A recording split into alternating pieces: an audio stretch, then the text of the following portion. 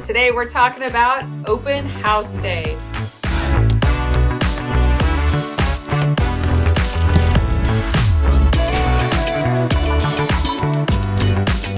Hey, it's an exciting day here at the Realtors Toolbox. We're talking about open house day. So the day has finally come and we are getting ready for an open house. Rich, are you ready? I'm ready. Yes, there's some things to do during an open house, and we got some great content for you, and we're going to run it down.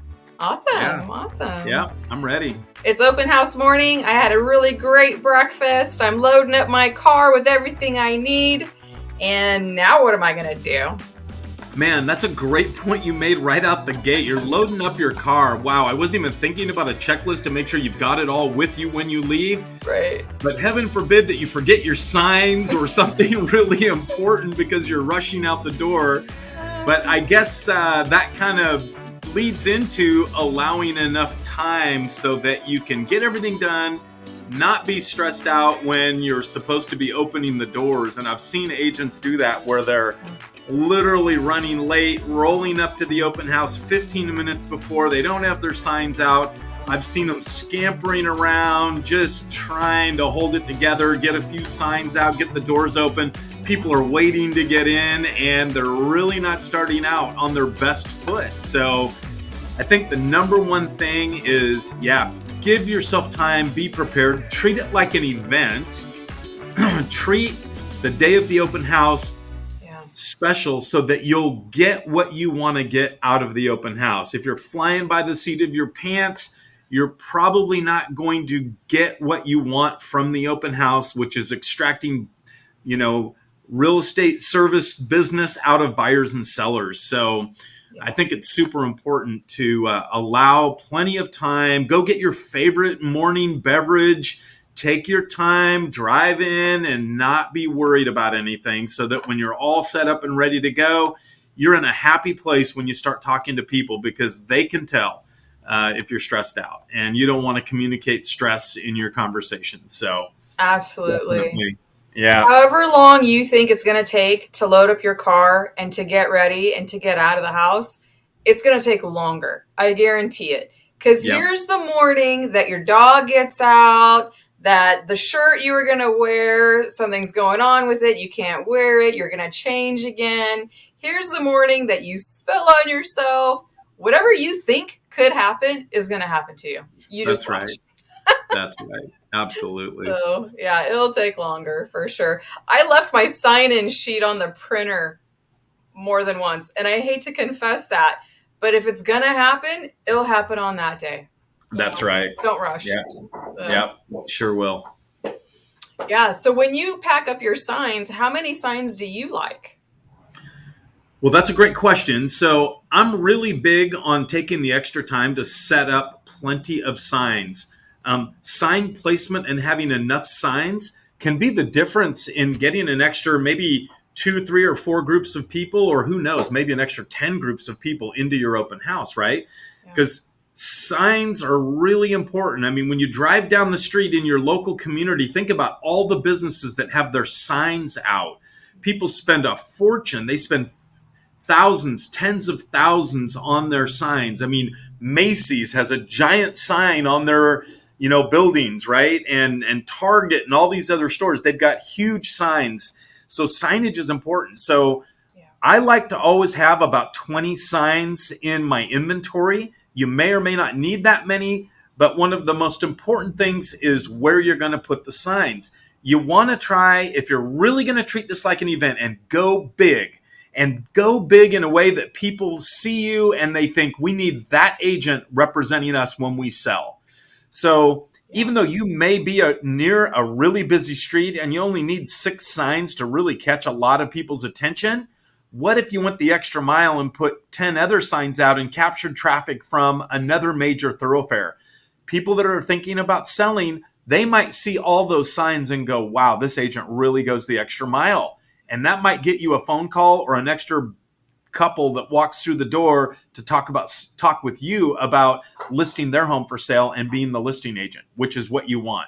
So remember, keep the end in mind. Your goal is to make an impression capture buyers, capture people that want to sell, and then service them successfully and in a way that they'll want to refer their friends and family. So placing the signs, I recommend doing at least 2 on each side of the busy street that you're trying to turn people off of. And I've been known to do as many as 3 or 4 if I can get away with it. I'm going to put 3 or 4 on each side of the street. I want to draw massive attention on the busy street to get people to turn off. Once they turn off the major street, then you need 1 sign on every corner to get them there. But if you pull traffic into the subdivision off of 2 major thoroughfares and you do 2 or 3 signs on each side of each major thoroughfare, that's 12 signs right there. You've got 3 on each side of one major thoroughfare and 3 on each side of another major thoroughfare. That's 12 signs. Now you need some additional signs to get people to make the correct turns in order to show up at the actual house. So it's good to have a lot of signs and be prepared.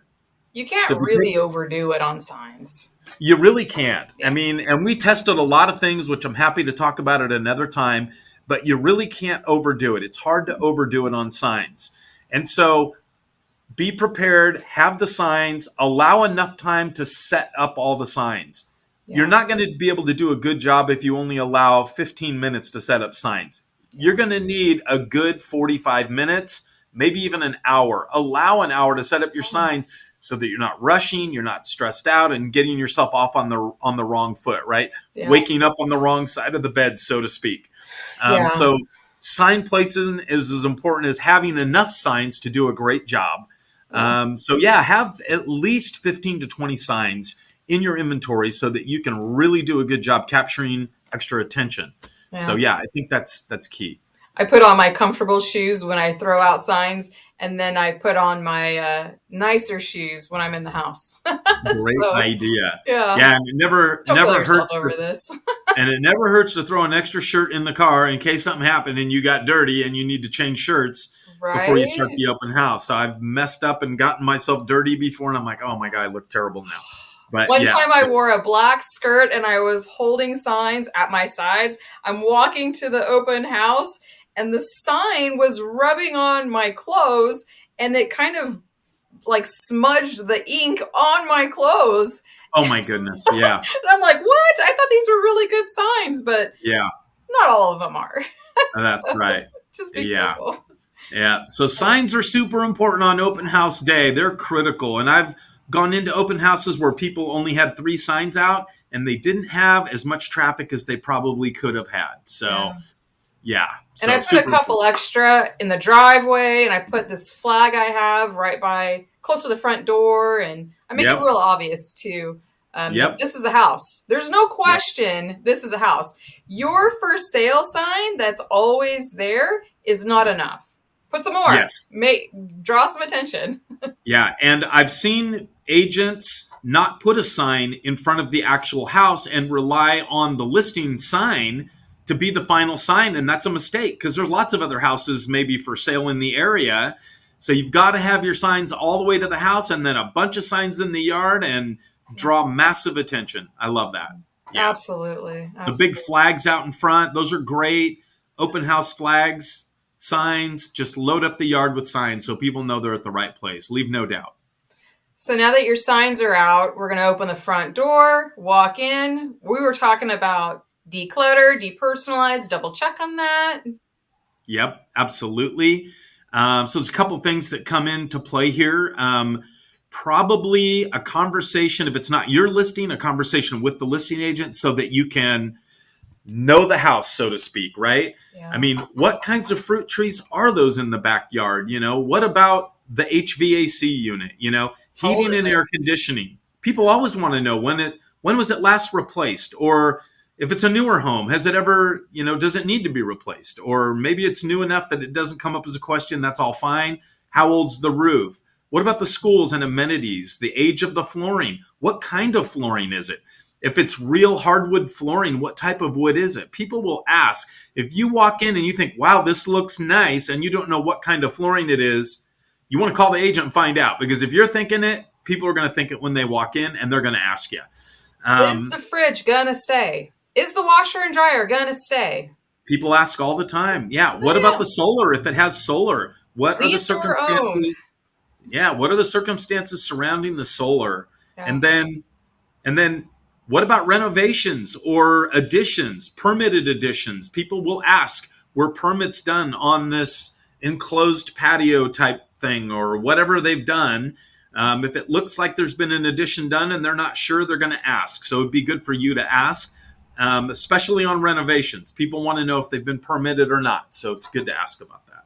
Yeah. Yeah. Definitely. Yeah. So, oh, yeah. So, I mean, it's kind of a segue into also double checking the house, walking the house as soon as you get there, right? So super important when you get there, you've got your signs up, you already kind of know the house, you get in, now you're going to walk the house. You're going to throw windows open. Maybe it's a vacant property, it's been super hot, it's a little musty in there. You need to open it up, air it out for 5 or 10 minutes, turn all the ceiling fans on if the ceiling fans are there. Yeah. Get the airflow going, right? Open the blinds, open the windows, open everything. All the way up. Yep. Open it all the way up. Even though it might be super hot out and you're going to need to turn the AC on, open it up, air it out for 5 or 10 minutes, then kick on the AC, close it all up, and now it's you're doing better. So do you want to double check the cleanliness? While you're walking around, turning on all the lights, get the lighting good, get the blinds open. Put the toilet seat down. What's that? Put the toilet seat down. Yeah, put the toilet seat down and just give it a quick once over. Does it, the counters need to be wiped down? Is there a little sweeping that needs to be done? Maybe there's lots of trees and the porch is covered with leaves. You need a little broom to kind of sweep it off. So you don't have to be bending over picking it up. It's kind of good to have a few little handy things in the trunk of your car to help you out. Maybe carry a few extra light bulbs even in case the light bulbs are all burned out. I've seen that happen a lot in vacant properties. The bulbs are burned out and it's dark. You do not want a dark house. You need light. People need to be able to see, and light is good. So remember that. Light is good, and the darkness does not help your cause. No. So then whether it's hot or cold, get the AC or the heater on so you can get the temperature comfortable for people coming in. Yeah. And then where do you like to set up your materials? Where do you like to sit or stand? Yeah, that's a great question. I'm so glad you brought that up, Michelle.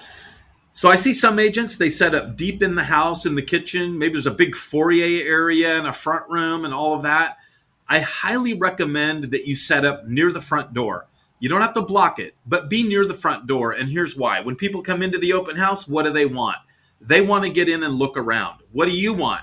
You want to be able to have an initial conversation, exchange some materials with them, and get their name, phone number, and email address. And we're going to talk about that in a minute. But yeah, you want to set up near the door, and then there's going to be a flow to the open house. Kind of jumping back to atmosphere in the house as well before they come in. I've seen people do this. I recommend it. Bring a cookie sheet and buy some cookie dough at the grocery store and throw some cookies in the oven. Make it smell good in that house, whatever. Bake the cookies, put them out, let people have the cookies and some little mini waters or something. I've seen people bake bread, and Michelle, you talked about somebody that threw their crock pot meal on in the morning and it made the house smell great, and then their dinner was ready at the end of the day. Yeah. But it certainly helps to set the atmosphere. Bring your Bluetooth speaker and put some nice, gentle music on, nothing too crazy. Yeah. Just to kind of help set the mood and the tone in there. You want to make a lasting impression with people. So that's all good. Materials now.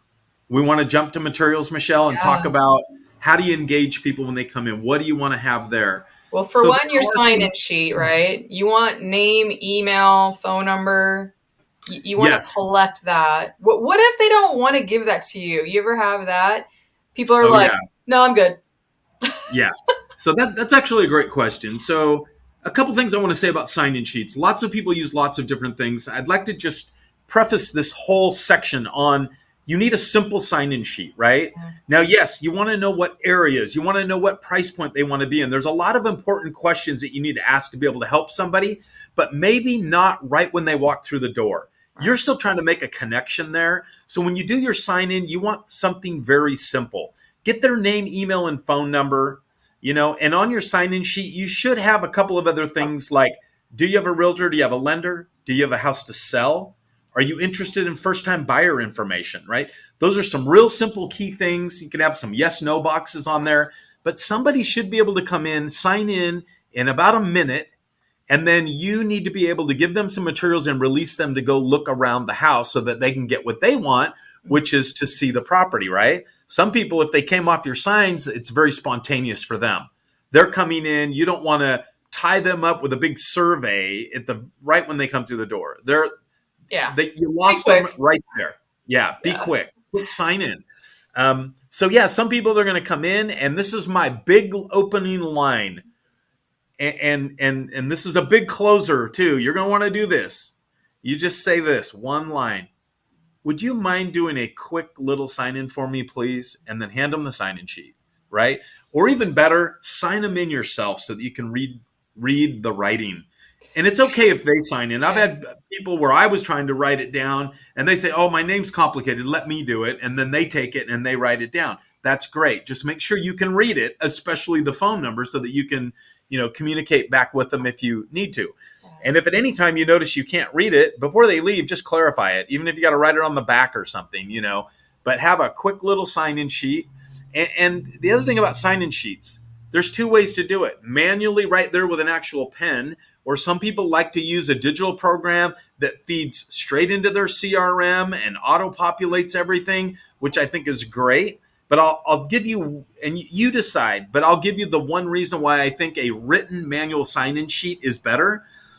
Because if people come in and they see that other people are signing in, they're going to copy what the people did before them.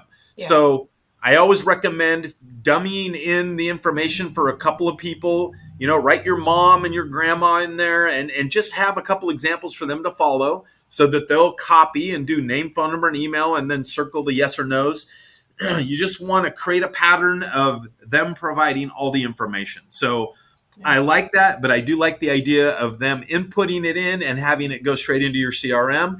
But you also need to make sure that you're keeping track of who the people are that came into the open house so that you can follow back up with them, which is why I like the written sign-in sheet. Yeah. So that's important. They come in, you ask them to politely if they would please do a quick little sign-in. Everybody almost says yes to that. But back to your question, what if people say no to that, right? They're like, no. So here's what I usually do in that case. Yeah. And there's this low level of confrontation when people come in, whether they're going to sign in or not sign in, and it doesn't need to be confrontational at all. If they come in, you ask them politely if they would sign in. They say, oh, I really don't want to put my information down. Guess what I say? I say, oh, don't even worry about it. No problem at all. I drop it like a rock. Yep. And I say, here, let me give you this. This is a sign-in. This is a flyer on the property. It's got all the details, bedrooms, baths, square footage, and a little description of the property. Take that with you. Here's a first-time home buyer flyer. I'm going to give them that. So now they've got a little information about the property. Then I hold one thing back. I like to generate a list of other homes in the area that are for sale within, like, say, a 1 to 2 mile radius. Generate a list of 15 other properties. And at the top, I put on there, here's a list of homes within a 1 to 2 mile radius of 123 Easy Street in, Roseville, California. And then I have the list of properties. And at the bottom, it says, if you see anything on this list that you like, I have the ability to schedule appointments to get you in so you can see what the house looks like. Yeah. Feel free to call or text me at this number. And then you've got your picture as the realtor and all your contact information on there. And also on your open house flyer, make sure you have all your contact information there as well. The point is that people would be able to keep your info and reach back out to you if they want. But I've got this list of properties. And so here's what I say to people. I say, here's the flyer on the property. Here's some first-time buyer information. Take your time, go look around. And when you're all done, before you leave, I have something I want to give you. But I don't tell them what it is. And I hold back the list of properties. I keep that over here in my notebook. Now they're going to go look around. And there's a couple of different things. Do you follow them around or do you just turn them loose? So a couple things. If it's vacant, you can turn them loose and just let them go. If it's owner occupied and people have their personal belongings in there, you don't have to hover over them. Right. But maybe you want to stay in the vicinity, right? So if they go down where the bedrooms are, maybe you walk halfway down the hallway where you're still giving them their freedom, but they know you're there. And that just kind of protects the belongings of the people who own the property. So I don't know. What are your thoughts on that, Michelle?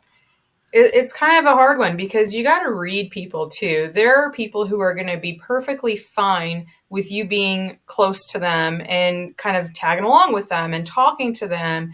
And there are some people who do not like that at all. They are making a huge decision and they don't need you right there. They can see a Yep. bedroom, they know what a bathroom is. And so Yep. I kind of read people and see how they're doing. And Yeah. if they don't want to talk to you, then you're kind of picking up on that. And if they're good, if Exactly. they're happy, make a friend. Do that. And you Exactly. can Yeah, still that's a talk to good point. them like you're talking to them on their way in. You're going to talk to them on their way out, but That's right. you kind of get a read for it. You'll get a feel for it. Yeah, and on that note, I mean, really, your two best points to have a conversation with people in the open house, one is when they come in, and two is when they leave. So you want to make sure that you're intentional about talking with them when they come in. Don't make it a struggle if they don't want to sign in. Give them the materials. You're going to have another chance to talk with them. But make sure you have a list of properties you can give them and say, hey, before you go, I've got one other thing I want to give you when you're all done. And I don't tell them what it is. And they go, oh, okay. And then I say, usually I'm saying, hey, go take your time, look around. You've got the run of the place. If you have any questions, I'll be right here, happy to, help where I can. And then they go, okay, great. And then they go look around and then they're going to come back. And then the big question is, what are you going to say when they're about to leave, right? I mean, so you need something there to engage in conversation. Of course, you've got your list of properties you're going to give them, but you can also ask them about feedback, right? So ask them, what did you think of the house? I mean, is there anything about the house that you like? I mean, what really caught your attention? What anything you don't like? Get them to have the questions are just going to get them talking. And the other thing is sometimes people will come into your open house and not be very friendly and conversational, but by the time they go walk all around, there's little questions and things that have popped up in their mind. And if you ask them about what they liked or didn't like, it gets you into a conversation with them so you can connect with them. Yeah. And then at some point, you can even ask them if they've got a realtor at the end. You can say, hey, before you go, let me give you this. I told you I had something for you. This is a list of other properties in the area. These are not open houses, but I do have the ability to get you into anything that you see on here that maybe you haven't already seen. And they like that. I have a lot of people when I do that say, oh, thank you. That's very helpful. And they like getting a list of other properties. So, but it gets you into another conversation with them at the end. And then maybe they start spilling some things and saying, hey, yeah, we really don't have a realtor yet, and, you just go with the flow of the conversation, whatever direction it's going. And then I've had people, and this is what I like to do. Not everybody does this, but I like to say, before you leave, I know you've got the list and everything, but there is one other thing I can do for you. It takes almost no effort on my part. But through the MLS, where we search properties for our clients, we have the ability to pop your email into that MLS system where it will automatically email you all the new listings coming up in the area so that you're always seeing the newest properties. And once I put your email in there, I don't even know when you're getting the emails. It's automated to you. But if you think that would be helpful to you, I'm happy to give that to you. And a lot of people go, oh, yeah, I would like to have that. This might be somebody that told you, no, I really don't want to sign in. But when I offer that at the end, they go, oh, you know what? I would like to have that. That would be helpful. And this is what I do. I grab my sign-in sheet, I pull it off and I turn it over.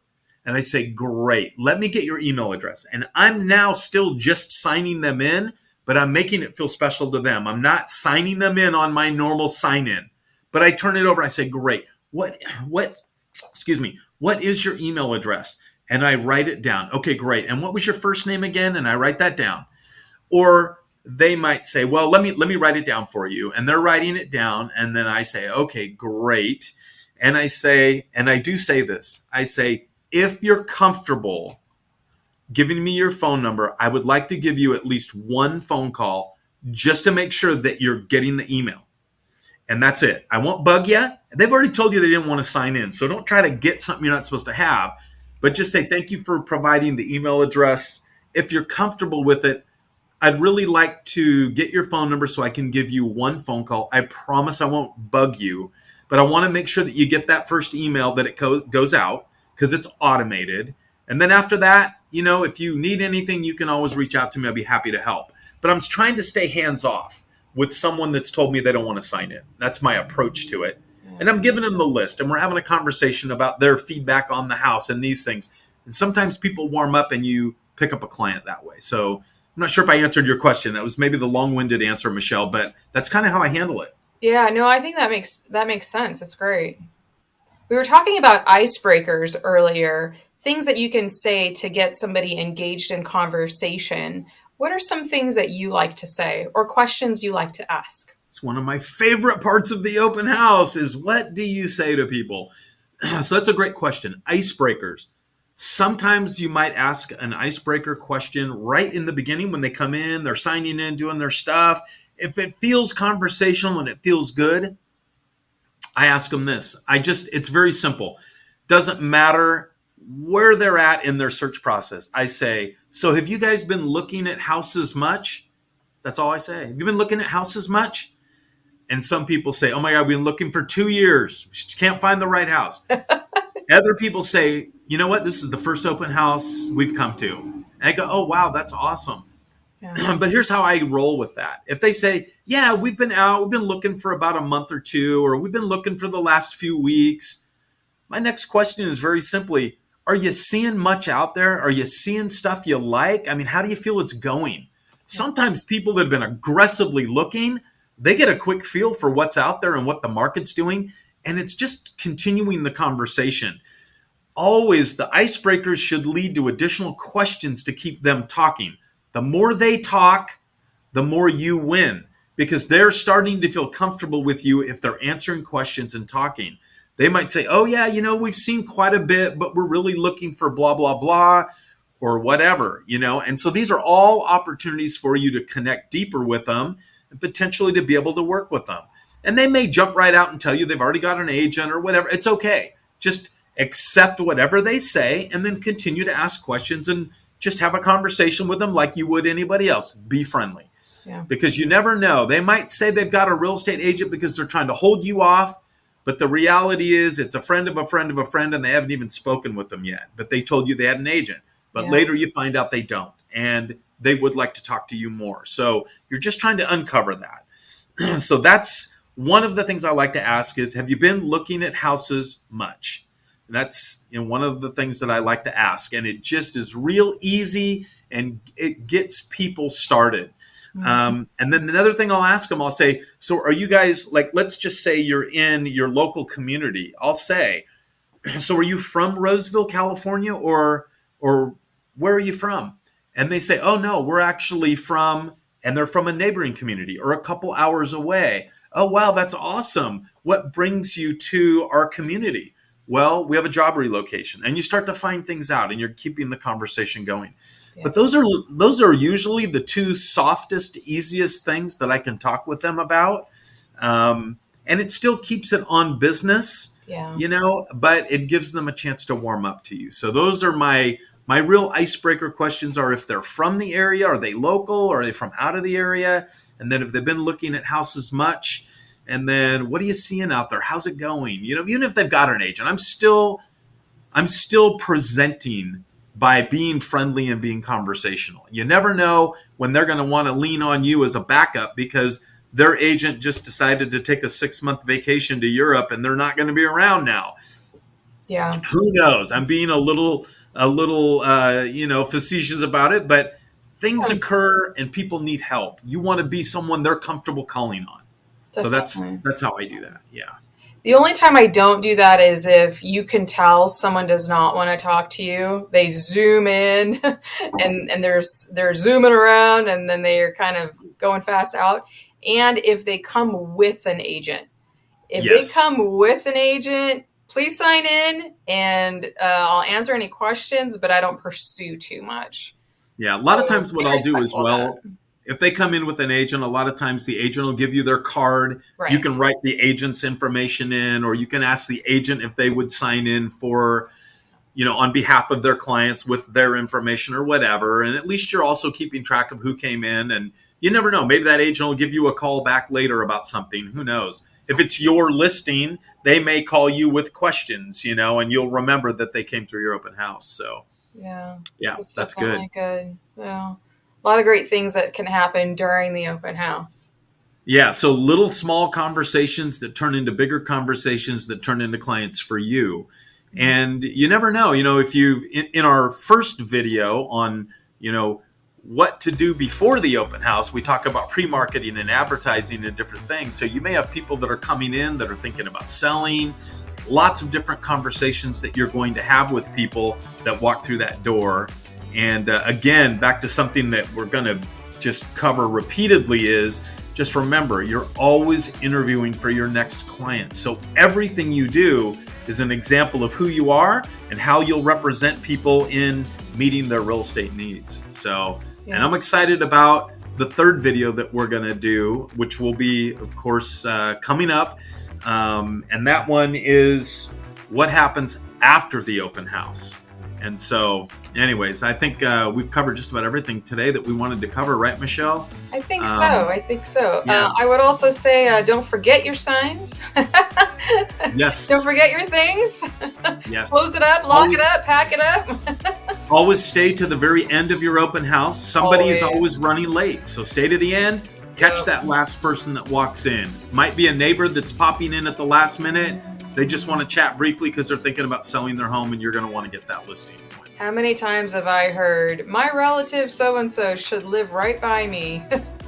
Absolutely. My mom, my son, my cousin, whatever. There's always somebody. That's right. So. Absolutely. So yeah, stay tuned for video number 3, where we talk about where the money is made. And it's always in the follow-up. Absolutely. That's the whole thing right there. Where the money's made. What happens after the open house. That's exciting. All right. Stay tuned. All right. Thank you. Bye, guys.